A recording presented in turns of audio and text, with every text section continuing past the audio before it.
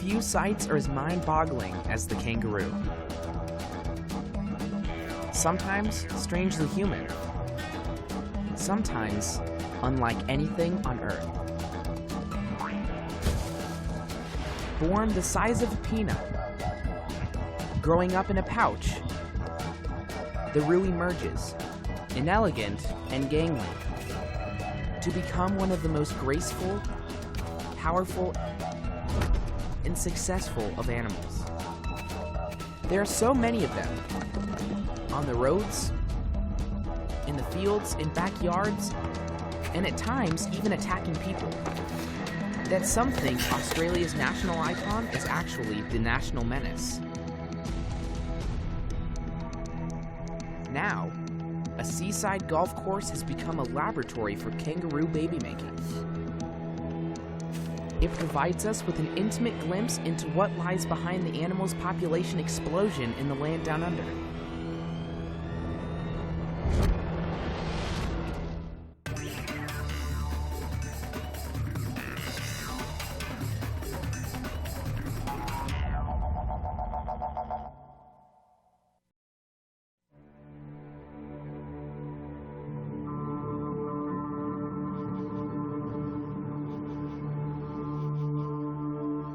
In the dream time, they say, the first kangaroo went around on 4 legs like a dog.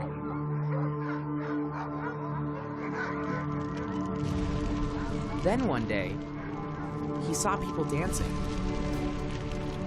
and was so amazed, he stood up and was forever after fated to live his amazing, upright life.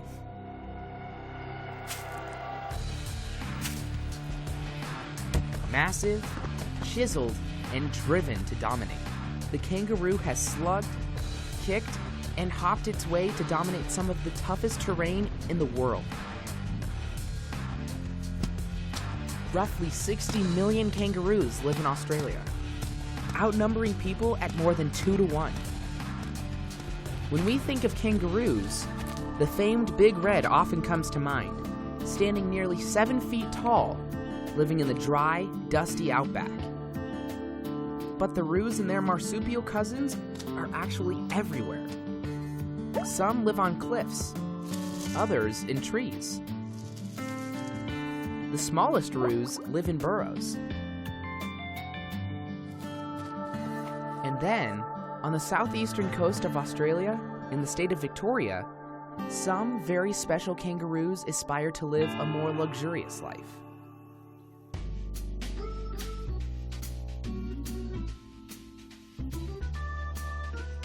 Welcome to Anglesey Country Club, where life for the eastern gray kangaroo is simply heavenly. Perfectly manicured fields for grazing, life without predators, and little to disturb them, aside from the occasional incoming golf ball. The Roo is the king of the course, with little care to anything around it.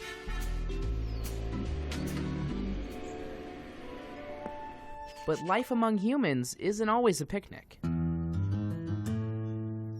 With 60 million roos in the country, they're spilling out into roads and yards and running into trouble with people. That's why Anglesey Country Club has instituted a dress code, specifically for roos. Color-coded ear tags and oversized name tags keep tabs on the roos, examining how they've multiplied so fast and how they can be controlled. This is for the safety of the animals as well as the people around them. So roos like Jinx, Fergie, and Noah are giving us a glimpse into the secret lives of urban kangaroos. Both the good and the bad. Alone Joey, too young to be out of the pouch, is spotted on the golf course. His mother is nowhere in sight. Good afternoon, Wildlife Rescue. That's where the Roo Whisperer comes in. David Burrell of Leopold Wildlife Rescue gets the call from his wife, Helen. The two of them have been rescuing kangaroos in distress for over 20 years. Wildlife Rescue. Here, hi, I have to send you to Anglesey. Got a little pinky Joey on the golf course, all on his own. Is there anybody down there waiting with the animal, or no? The quicker you can get down there before it gets too cold. He's got no fur, this little one. He's not going to survive for very long at all, being on his own. Cold last night, we were down to 3 degrees, but if we get down there before dark, we can beat the foxes to him.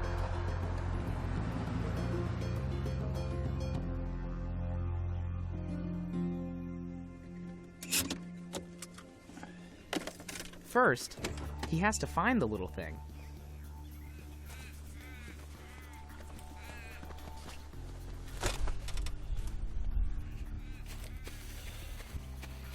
In here somewhere.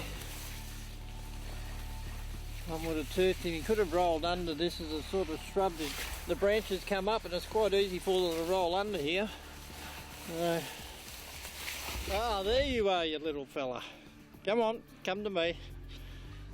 Up we get. That's up, boy. Good man. Come on. Pop you up your shirt. This 7-month-old Joey is far too young to survive on his own. His fur, like peach fuzz, has just started to grow. Good man. David coaxes him into a substitute pouch and bundles him into the truck. It's time to take him home, where the little guy may have a fighting chance to survive.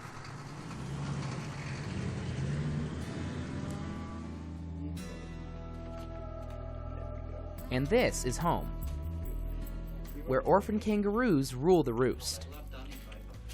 Oh, good boy, bye-bye. And find a substitute mom in the form of Helen Burrell. She's on 4-hourly feeds. Spent many a sleepless night with this one. We didn't think she was going to make it. No. Well, hopefully. Helen and David have made their home a haven for Australia's orphaned and injured wildlife. Oh, he's clucking. A cloth pouch held at the right height proves irresistible, Well, we picked the national parks.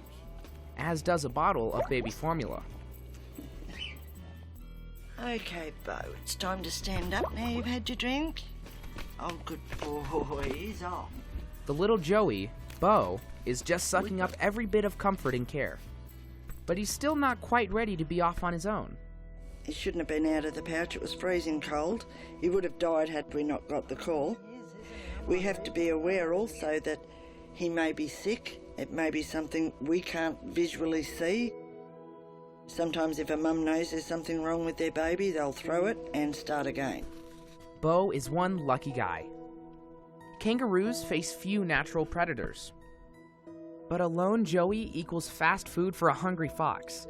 And in the more remote areas of Australia, he would have had to contend with the most infamous kangaroo killer of them all. The dingo.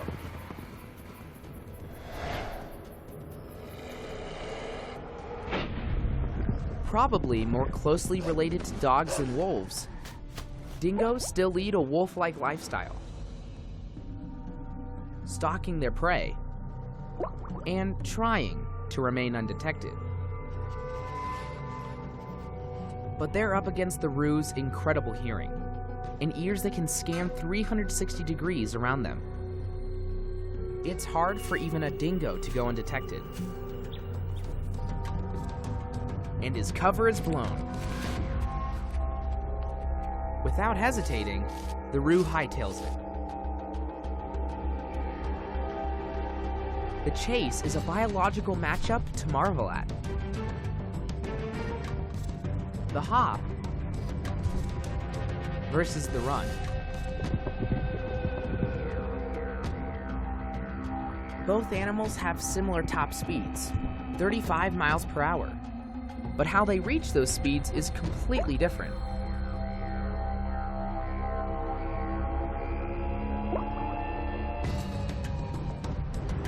The hop is a strange, but surprisingly efficient form of transport.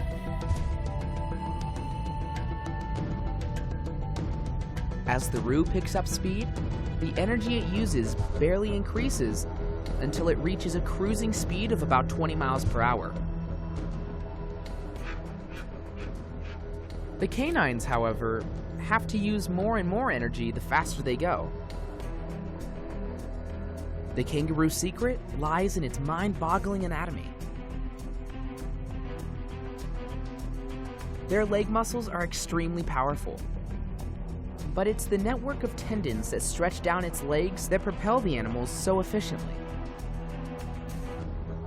Their legs are basically giant springs, stretching when the roo's feet hit the ground and snapping back as it launches, making the most of the elastic energy in the tendons. End result?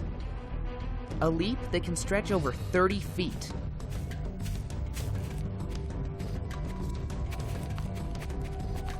If the canines don't catch the kangaroo swiftly, there's no chance of success. They know this and quickly give up the chase.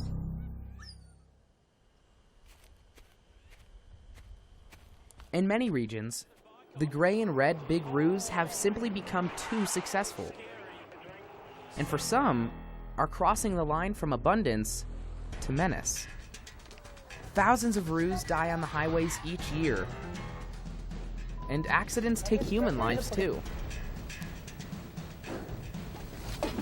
When scared, their lethal claws and powerful limbs can deliver devastating blows.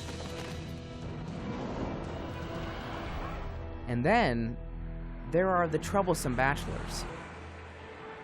Across the continent, splinter groups of rebel males wander off from their main mob in winter. They're swinging singles, but come spring, they'll return to make their move on the ladies. Australia's love-hate relationship with their marsupials is nowhere more apparent than when it comes to the gang. Meet the boys, a group of juvenile males from the golf club mobs. They're the rebels, who have ditched the club clique to roam the town, invading backyards, junkyards, and streets.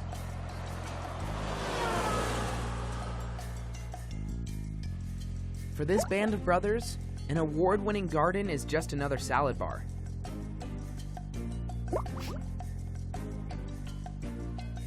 Pete is known as a mellow man about town. His buddy, Sav, is more of a bully, the brawn to Pete's brains. Amos, an arrogant bruiser, simply tolerates their company. After a winter of roaming the town, Pete and his posse are pondering a return to the golf club.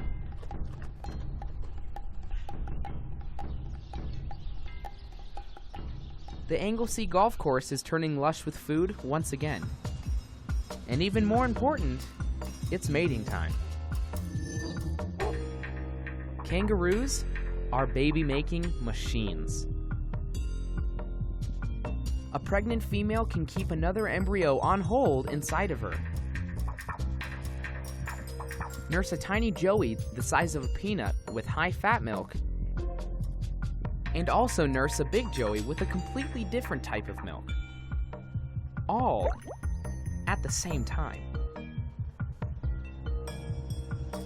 Some kangaroos can be perpetually pregnant. The kangaroo's reproductive success has helped their populations explode in the wild. They multiply freely and help themselves to any and all appealing grazing lands. With the ability to leap up to 6 feet in the air, sometimes higher, there's little to stop them from feasting on farms and ranches. Desperate landowners sometimes trap and shoot them, even though professional culling is against the law in these parts. But there are still plenty of other things that can bring a kangaroo down. And right now, there's a doe in deep trouble on this ranch. Ellie, come on. Rancher Alan Roberts is a lot more open-minded than most when it comes to having kangaroos on his land. They compete with his livestock for food, but he figures there's plenty to go around. We do have a lot of roos on the property, and they do a bit of damage to the fences and so forth, but it is nice to see them around.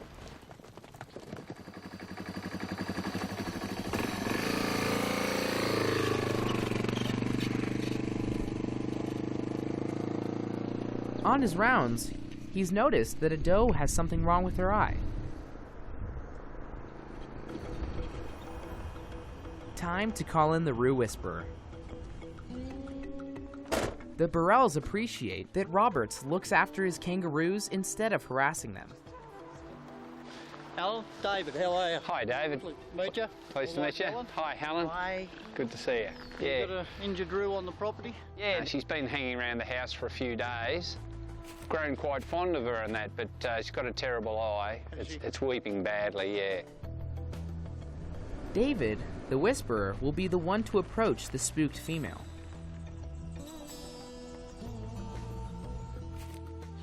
The first thing we ask ourselves, does this animal need rescuing? Second question, can I do it safely without damaging myself or the animal? I mean, we're dealing with large animals that would have no problem in killing a human if they were in an aggressive mood. That's a girl. Good girl. That's a girl. That's a girl. Oddly Shake enough, hands. Roos can't hop backwards. Good girl. There we go. So when the scared Roo swats at David, David knows to grab her hands, so she won't be able to rear up on her tail and kick him. Good girl. Up we come. Good girl. Nice and calm, mate. It's a tricky technique, but quick and effective. Not about weight. We'll get her up here and we'll lay her down and get a look at that eye and see what we can do to help her out. No, the eye's gone. It's still there, but it can't be saved. So we'll have to have that eye removed. No reason why she can't survive just fine with one eye. Oh, darling, it's okay. They bundle her into a bag for the return to their haven for lost and damaged Roos. Doctor there. We have her. Good girl. Oh, you did the right thing calling Belle. She couldn't defend herself or get away from a fox or a couple of wild dogs. Nah. She would have been struggling. Yeah.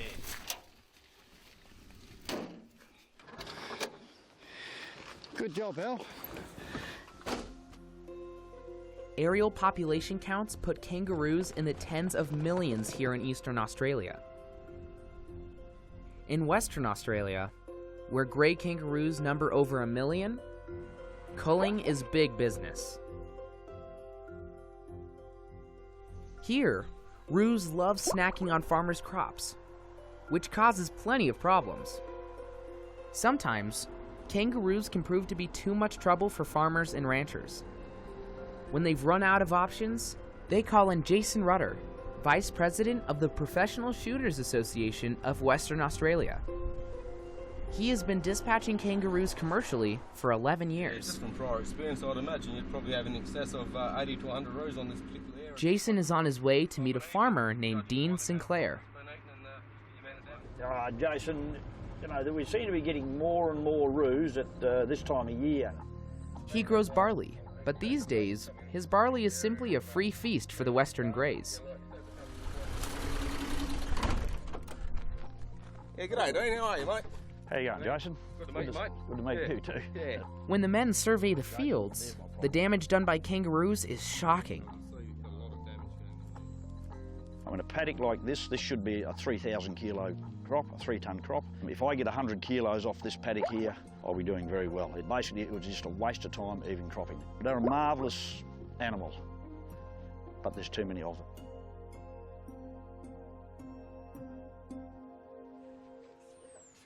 While professional cullers like Jason Rutter work to diminish Roo populations, the Burrells are busy doing the exact opposite.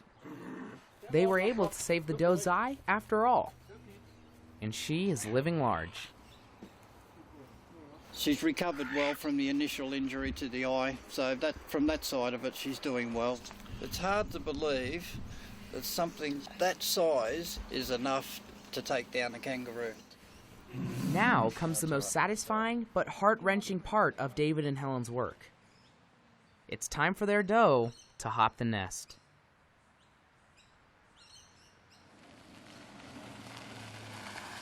David brings his precious cargo back to the ranch where she was rescued. Oh, that's a girl. Yes, mate. Come on. Back on familiar terrain, among her native mob, her chances are good. And her stint in Roo rehab will soon be a distant memory. Settle. Settle, settle. Yes, I know you can smell all the familiar smells, can't you? You have been an absolute pleasure to look after, young lady. There you go. Hang on. Let's have a quick look at you. Come here. Good girl. Good girl. All right. Good girl. It's a bittersweet moment, but one the Burrells live for. Well done, madam. Well done. And that's what it's all about. Capture them, rehabilitate them, and the payoff, without a shadow of a doubt, is getting these guys back into the wild where they belong. Little Bo, though, will still be hanging around for a while longer. He's growing fast, though. From a scrawny, hairless, and hapless orphan to a confident, bossy Roo. Good boy, Bo. Is this one yours? Oh, good boy. Let's have some bottle. Bo's been with us a couple of months now, and I believe he's doing very well. He's very, very alpha. He likes to boss up the others, and he's the smallest, so very brave for a little kangaroo. But soon he'll return to the Anglesea Country Club where he was found. Where? Who knows? Perhaps he'll take the fairways by storm. Right now, though, his older cousins in the Roo Rebel gang have returned home to the greens. Watching, waiting, and ready to unleash a season of Kangaroo Chaos. The invasion has begun. It's mating season, and young males are hopping out of backyards and across suburban streets.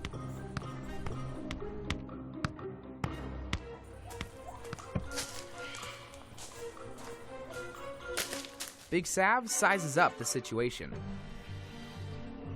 Amos does too, while sizing up Sav at the same time.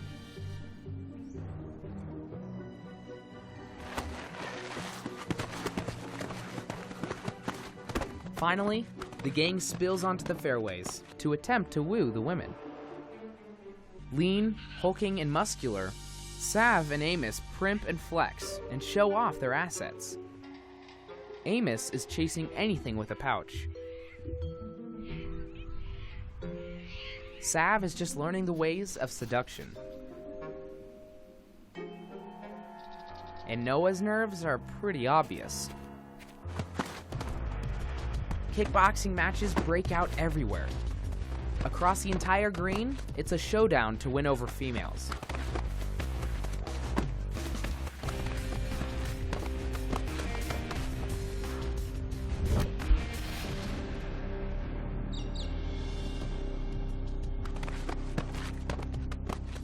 Amos ends up taking the back nine.